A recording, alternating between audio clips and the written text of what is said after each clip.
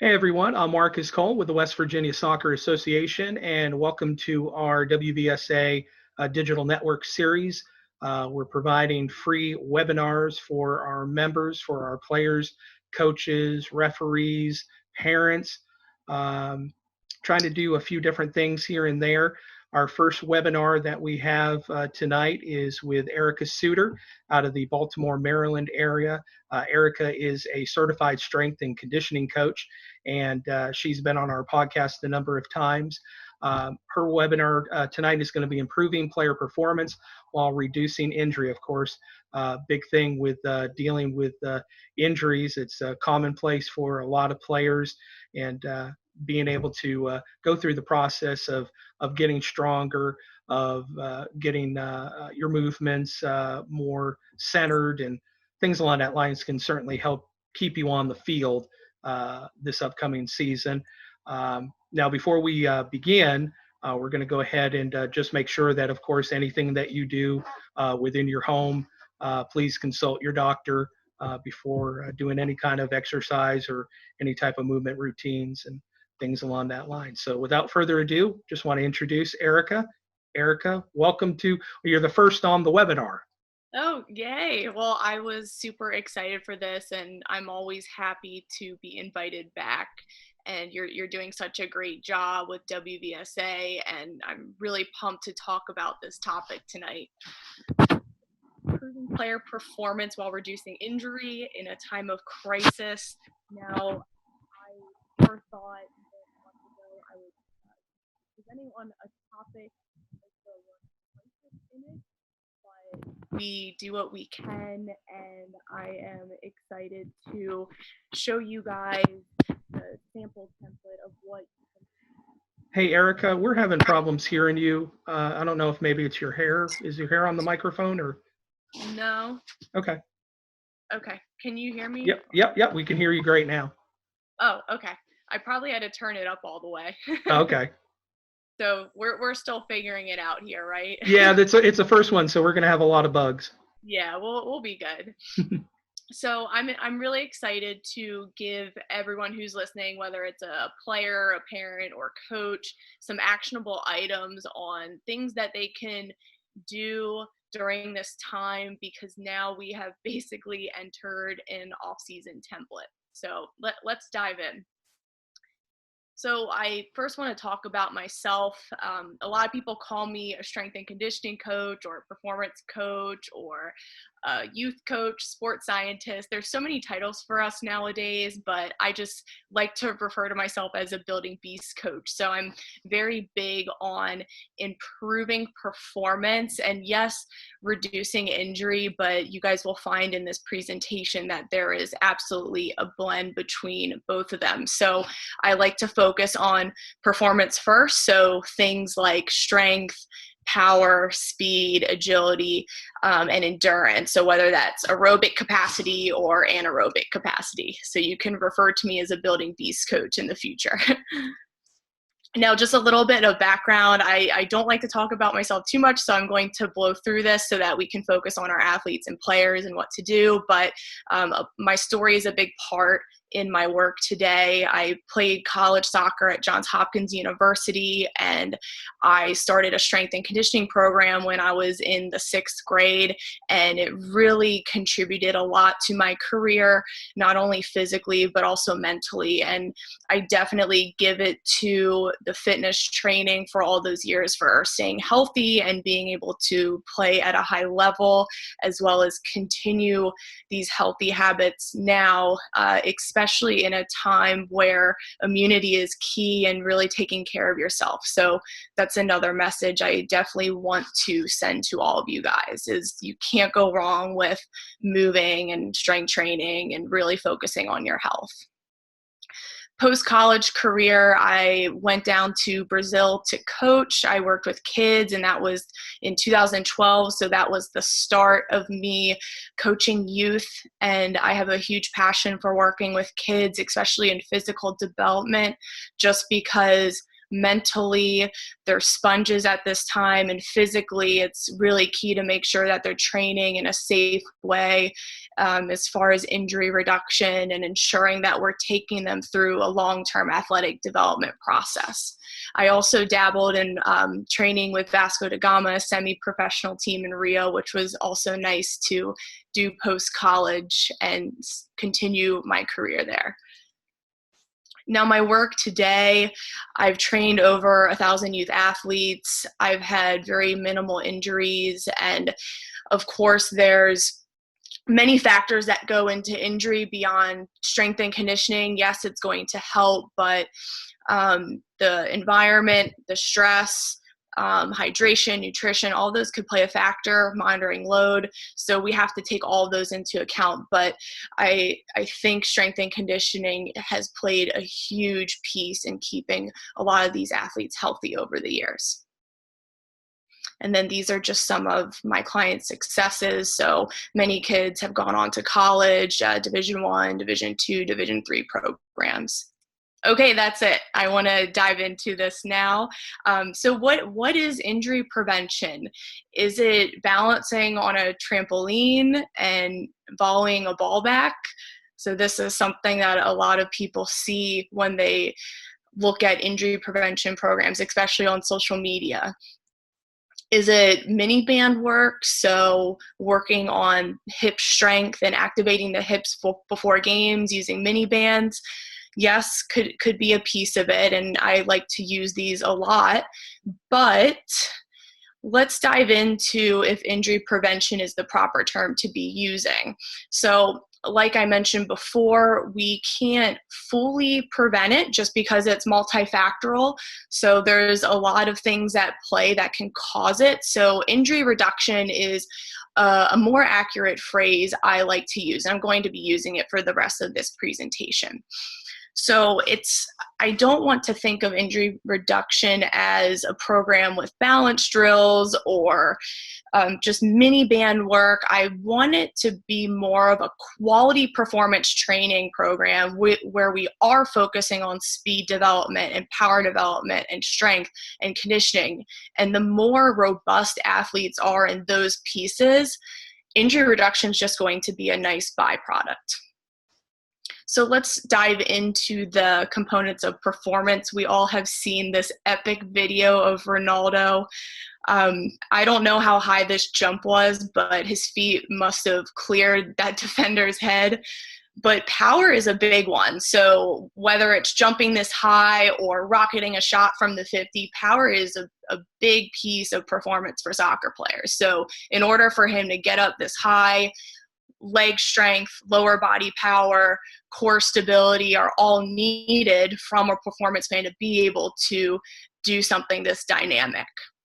Now, speed, this one I'm asked about the most, especially by players, coaches, and parents. How can my players or how can I gain speed? So we all remember when Robin schooled Ramos and broke the record for linear speed. I think this was it had to have been in 2010 World Cup.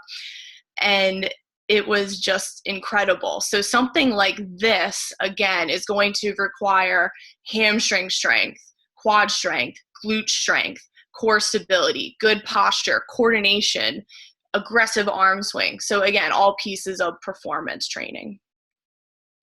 And agility, Messi's one of my favorites when we look at this performance component. So being able to cut, juke, fake defenders, change direction quickly, and all of that happens because of also lower body strength. So ankle mobility, quadriceps, hamstrings, glutes, core, trunk. So all the same muscle groups are playing a role. So as you can see, there's a lot of total body strengthening going on here. And then speed endurance. So being able to sustain high amounts of speed for a long period of time. So this is where we get into our conditioning work. So speed endurance is more anaerobic, so anywhere from 60 to 90 seconds, being able to be blistering fast for a longer period of time. A lot of these actions are game changing. So it could be a transition, a counterattack, a run onto a diagonal ball. Speed endurance is huge for soccer players when it comes to performance. So with all these performance components, how does injury reduction apply here?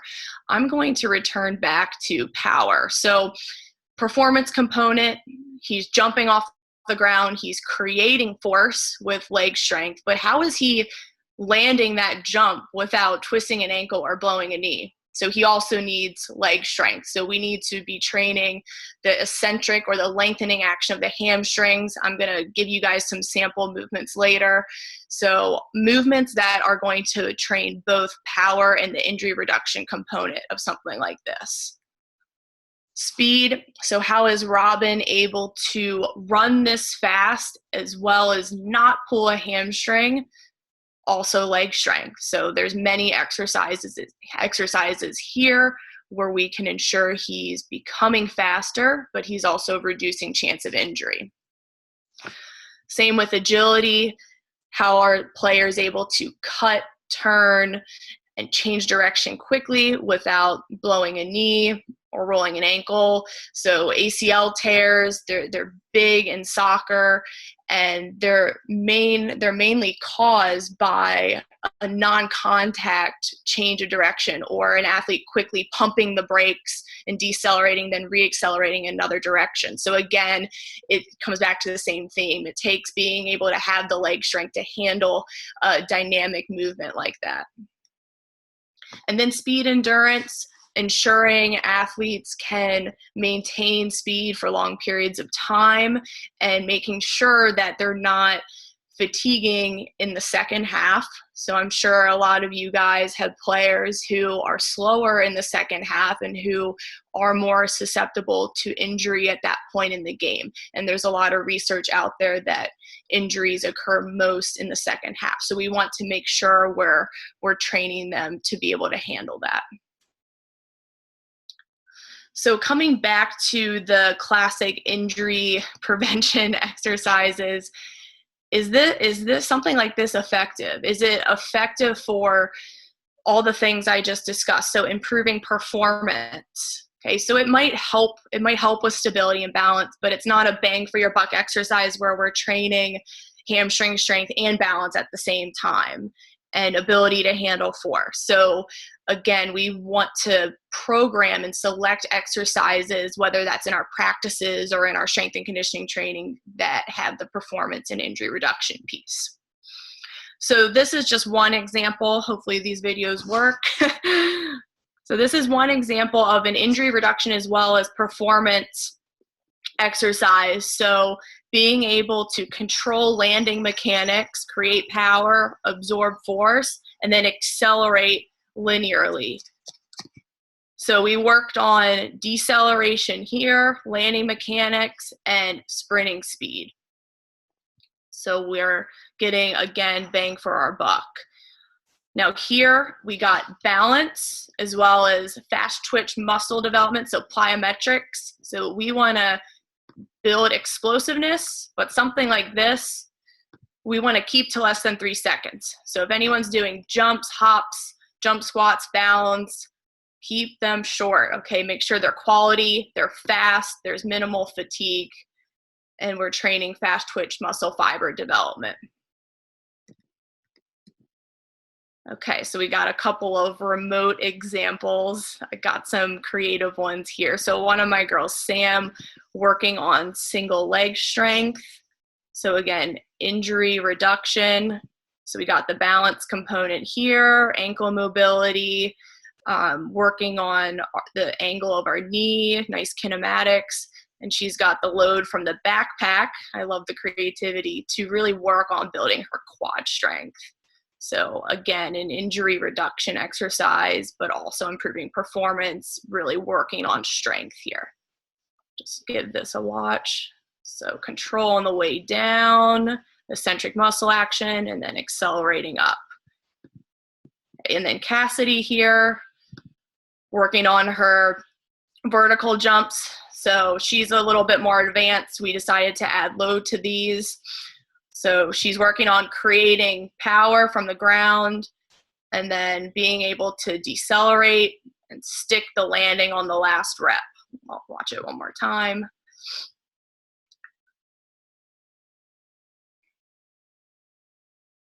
So being able to absorb force and really load her hamstrings and glutes when she lands. Okay, and then we got Cassidy again running her 300-yard shuttle. So here's the speed endurance. So what I like about this setup here, we got the 50-yard setup, so she's reaching a maximal sprint. So right now is a great time to just keep your conditioning very general and keep it simple. So we don't need to be doing like short suicides or like small sprints right now. It's better to just work on full sprint mechanics, good arm action, good vertical force production, and just keep it to 60 seconds or less. So she's running as fast as she can get into the red heart rate zone, and she's able to maintain a level of conditioning during this time.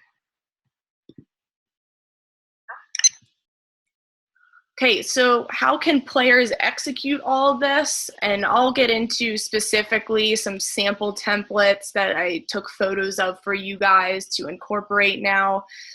Obviously a well-rounded warm-up. So every session, whether it's a strength session or a practice, there's no practices now, but just something to keep in mind, a well-rounded warm-up that includes dynamic stretching and movements in all planes of motion. So side shuffling, back pedaling, twisting, turning, getting your sprints in and your quick bursts. So always a well-rounded warm-up.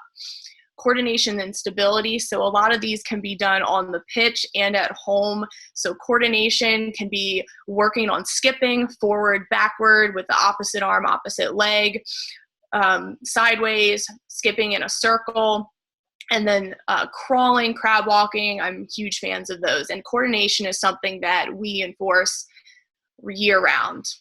Stability, so being able to control your lumbopelvic region, so your hips and your trunk. So things like planks are a good start, and then Palloff presses, dead bugs, side planks. There's so many core exercises. I'll give Marcus my YouTube channel. There's plenty on there, and I also have some in the sample programs here. And then your strength training, so working on squat variations, deadlifts, pull-ups, push-ups, and just building the total athlete and the human so that they can move more efficiently and they're not compensating in certain areas. So they can move efficiently, they can sprint fast, but they're also not favoring one side of their body and getting hurt. So again, performance injury. Maximal speed and agility drills, super important. These need to be done year round. So soccer players especially get not enough sprinting. So not enough full speed work where we're reaching over 30 yards and they're really working on putting force into the ground. There's a lot of small-sided games going on, and we need to expose players' nervous systems to that maximal sprint. And also now is a good time to start working on that. And then conditioning, aerobic and anaerobic. So aerobic, longer distance runs, 1 to 3 miles. Right now, I would recommend on players' recovery days, they're going for a 30-minute jog or run or bike ride. And then if they really want to work on aerobic capacities, I like to time a fast 1 mile. So ideally under 6:30 or 6 minutes. And then anaerobic, I just gave an example, being able to work on speed endurance, 300-yard shuttles, just keep it simple, or better yet, if you have a heart rate monitor, working up to that red zone, so over 180 beats per minute, and then resting down to the blue zone, and then going again. So here's a sample crisis template. 2 to 3 times a week of strength and power training. So I would actually choose power training first, just because the fast twitch muscle fibers are going to be the first to go if there's a cessation from training. So work on power first. Power and speed especially are big ones right now. So a lot of jumping and bounding, whether that's vertical jumps or broad jumps. And then sprinting, so going linearly, side shuffling into a linear sprint. So 10 yards, 20 yards, 30 yards distance, 40 yards distance. And I recommend that all sprint drills right now are timed and they're tracked. Otherwise, players have no clue if they're getting better. So if you're not timing, you are not speed training. And then 2 to 3 times a week of conditioning. So working on general first, so an aerobic base or a tempo run or a 300-yard shuttle over a longer distance. And then we get more into our specific as the soccer season starts to come back. But we don't know when that is yet. So I would just say take players through a general phase for the next 6 to 8 weeks. And then if you need to repeat it, repeat it. Hey, Erica. Yeah. I've got a question from the audience just here. Maybe you might be able to answer while we're talking on this. Are all the drills planned for one particular THR, or are the THR zones individually decided for each athlete separately? That's a very loaded question. Right now I go off of time just because not all of my players have heart rate monitors, but for the most part, I like to get them over 180 to 185 beats per minute, but I also like to work in ratings of perceived exertion, which is on a scale of 1 to 10 for a high intensity conditioning drill, 10 being they're gassed, they can't go anymore. I like them to work up to an 8 or 9 with that. Great, thanks. Probably the easiest way because yes, it is going to be unique to everyone. So here is a sample strength day from a couple of my remote athletes now. So this is the exercise order. So usually the one on the left, we usually start with some sort of hip activation work. So this is a total body strength day. And then we'll do some sort of coordinative movement prep. So something like crawling or crab walking. And then we'll get into our main lift. So squats always come first just because they take the most energy from the nervous system. Pull-ups as well. And usually we like to superset these because it's a lower and then an upper. So they have the rest time and they're not rushing through the workout. And then we move into some of our hamstring work paired with upper body pressing. So working towards push-up strength and core stability strength as well. And then at the end of the workout, it's more accessory movement. So core work, core stability work. And then looking at the one on the right, this is for a more advanced athlete, so an O2 ECNL girl. We do our hip activation work to start and then single leg snap down, so more of that decelerative and absorbing force work. And then we get into a harder version of a squat. So this is a single leg squat with the rear foot elevated, very challenging movement. And then we pair that with vertical jump.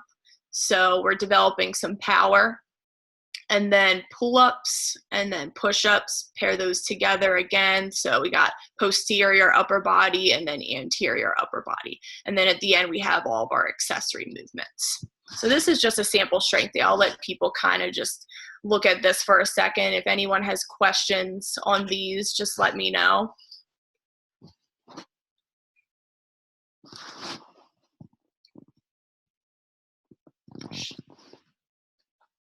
Again, so programs like these, they're constantly progressed so that the athlete can get an adaptation to their body. So the sets and reps for these 2 samples are going to be changing. So I like to change up the progressions every couple weeks, sometimes every 4 to 6 weeks, depending on who the athlete is. So I want everyone to keep in mind you should not have the sets and reps and be doing the same exercises for several months. So make sure there's an adaptation and a progression. Okay, now the speed and conditioning days. These are my favorites. So the first example on the left, they'll go through a full dynamic warm-up and takes about 10 minutes. So we got all of our movements, side shuffling, high knees, backpedaling, sprinting, dynamic stretching, mobility work. So it's a 10-minute ordeal, and it should take a lot of time because the conditioning and speed days are very intense, and we want to make sure that they're prepared for them. And then we'll get into some coordinative work. So if this looks like it's a linear day, so we'll do forward skipping. So just working on opposite arm, opposite leg action in the linear plane. And then we'll just get into some explosive work. So the ladder hops that you guys saw earlier in the presentation, just keeping them short and exciting their nervous systems before we get into the acceleration work. And then we'll get into our acceleration work and then a full sprint with some varied starts. And then at the end, we'll finish with our conditioning. And then it's the same thing here on this workout. There's a little bit more agility in this one. So it looks like we're starting with some lateral movements through the ladder just to warm up. And then we get into our varied starts for our sprints and acceleration work. And then again, time everything to the millisecond so you ensure you're improving. So I'm sure everyone at home now has a stopwatch or a timer of sorts and a tape measure, hopefully, for being able to measure out your yardage for your sprints, but make sure you're timing everything so that you have a benchmark and you understand that you're improving. So I'm going to wrap things up here. Right now is a really hard time for a couple of reasons. So there's a lot of uncertainty, and we don't know when soccer is going to continue. So we need to first start off by asking our players, what do they need? So what do they need to be motivated to stay in shape? Is it a routine? Is it a program? Is it accountability from you as the coach, if you're a coach listening and checking in and timing their drills or whatever they may need or whatever motivates them? Do they need recognition right now? So if they're doing really well with their at-home workouts, can you recognize them in some way and commend them for their efforts and really keep your engagement high with your players? Do they need community from their teammates? So can you create a community where the workouts or the fitness programs are competitive and the players are competing on certain drills? Even though it's at a distance, there are creative ways to do that. I know I've been pairing some of my speedy girls against each other and seeing who can get a better time each week. So just to give you guys some ideas on what might help your players during this time. So that is it. I appreciate everyone listening, and I'm sure there are a lot of questions. I wanted to give a brief summary there. I know I could have gone into way more detail, but I do want to answer everyone's questions. If you guys have further questions, please email me. I'll leave this page up as I answer them, but I'm happy to help anyone. And I know a lot of coaches are concerned on what to do right now. Players are worried about return to play. So I'm definitely happy to answer anyone's emails. And we actually did have one email or one chat question. And actually, if you want to go ahead and send in a chat question, please feel free to. Sydney wanted to know, what app were you using when you were doing the talking about each individual movement or drill that you were working with some of your remote players? Sure. So the app is called Team Builder, and it is a strength and conditioning software for performance coaches to write in their program. So you can dock as many as, I think I have like 500 to 1,000 players that I'm docking right now, but all of the programs are laid out for the individual player. So it takes some time on the back end to set up as a coach. So it's not like, I know a lot of people are using Techni right now. Like that's like all set up and coaches just send it to their players. But if they want a strength and conditioning program that's customized, then Team Builder is one, but you're going to be working with a strength coach who is using Team Builder, if that makes sense, because they're going on the back end and writing the programs. Yep, that certainly makes sense. Go ahead and send in your questions if you have one for Erica while she's here. The one thing I really liked that you mentioned in your presentation is the idea of injury reduction, because I think that's an extremely important way to look at it as opposed to injury prevention, because as an athlete, you're pushing your body and you're going through all these movements. And at some point, somewhere, there's going to be an injury of some sort, whether it's a minor injury, whether it's a catastrophic type injury.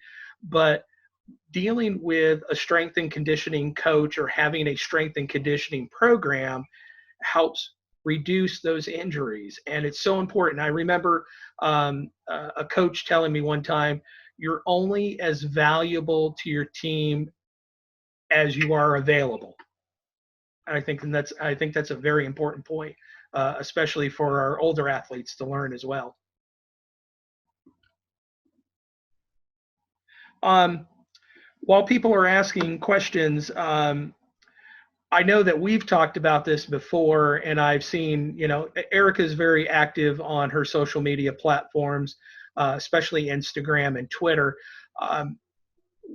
How do you deal, and how can parents and players deal, especially right now with everybody being distance from each other? How can people deal with stuff that's out there that you just go, oh my goodness, why are you showing these people this kind of thing that has nothing to do with strength and conditioning? And it's, you see these, you see these things like on treadmills where they're dribbling balls and juggling and, and balancing books on their head and things along that lines. What's your advice on that kind of thing when you see that stuff? Yeah, you're right. There's so much out there, and I think people just need to understand what the demands of the game are. We just need to keep it simple. So what are the demands of soccer? It's an endurance sport, it's a power sport, and it's a little bit of a strength sport. So are these training methods working on all those components? So coming back to the performance components in the presentation, are you training those? And it really comes down to keeping it simple. And not everyone's going to agree with your philosophy, and people aren't going to be able to sift through all these crazy drills you see, and that's fine. But I think people just need to ask the question, okay, well, what do I need to train to be a better soccer player? I need to be fast. Okay, I need to be sprinting. Okay, what else do I need? Okay, I need to be powerful and resilient, so I need to be training strength. So a lot of these balancing drills and trampoline drills, it doesn't look like a soccer player would move in the game. So that's how I would talk to people who question some of the simpler methods. Now, we've got another question from Jose. What would you recommend as a length of training for somebody who's like a 12 and under player for strength and conditioning? Can you clarify the length of training? Yeah, a length of a strength and conditioning session. How long?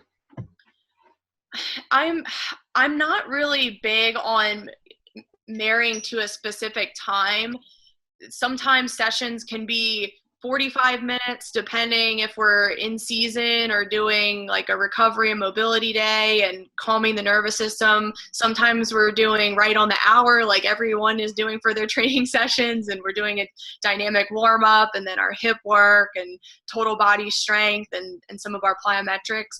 But then sometimes in the off season, our middle school programs are 75 minutes. So we're doing a little bit more with our speed endurance and our agility and playing more fun games. So it really depends on the time of year, but I would recommend don't be married to a certain time limit. We're always running over out here in Baltimore just because we're having a lot of fun. Excellent. We got another question from Eric.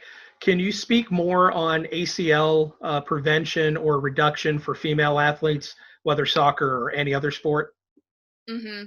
Yeah, the biggest thing is female athletes need to 100% be strength and conditioning. Like it's not even something that we should second guess. So they need to be able to decelerate and pump the brakes with strength in their quads and control in their hamstrings, and being able to sit back and load their glute muscles so that their knee doesn't twist. So it's a necessity now to be strengthening, especially as a female athlete who's going through a growth spurt and maturing. And naturally, there's going to be awkward disturbances in their movement or their coordination. So making sure that this is a year-round thing. I mean, ACL is so serious, and it's so important to me that I need to prioritize it, and I need to make sure all female athletes prioritize ACL injury reduction. And this is year round. This isn't something where we just do a 6-week program and then we peace out. This is a year round thing. It's serious. It's an epidemic. Yeah, it sure is. I see more and more, and especially with the workload that some of these soccer players are being asked to deal with. Um, it's crazy, and that's why it just goes to prove of just the need for a strength and conditioning program from someone who is qualified. And I know a lot of people, I get a lot of grief, Erica, like I've talked to you before, from people. They give me a hard time. Oh, that's all you talk about is strength and conditioning coaches, and that's all you're doing is promoting that. And there's a reason why, because it's so important. I mean, I've seen the results with my daughter. I've seen the results firsthand and believe in it wholeheartedly. And I just, want to make sure that parents and players understand that is an important part of your training, especially those players that want to go on and play at the next level, whether they want to go out for ODP, whether they want to go out and play on that ECNL team, or if they want to go on and play college. That has to be an important part of the equation for these athletes, correct? Oh, 100%. And I've recruited at the college level for many years, and I will say that yes, by that point, everyone needs to know the game. So tactically, they should have that nailed down.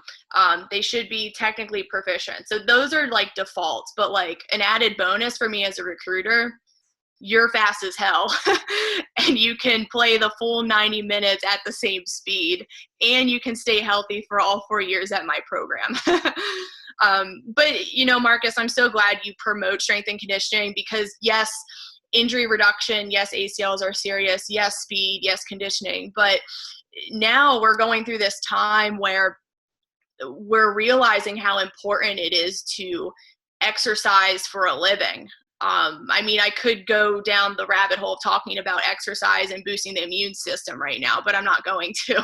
But it's so critical for even just your life. And I always find it crazy when parents are hesitant to put their kids in a strength and conditioning program for those reasons, for developing good habits, because there will be that last game that they play. And I've played it and it sucks.